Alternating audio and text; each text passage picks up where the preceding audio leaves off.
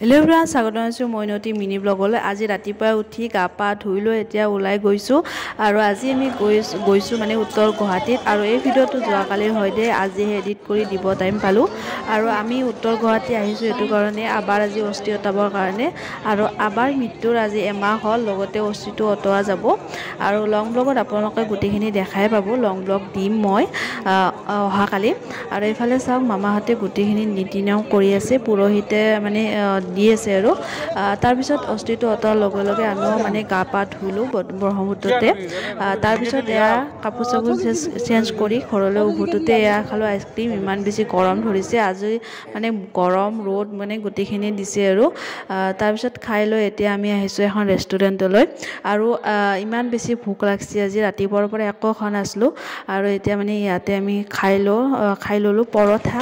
আৰু পৰঠা খাই লৈ আজি মিনি ব্লগটো ইয়াতে মানে সমাপ্ত কৰিম।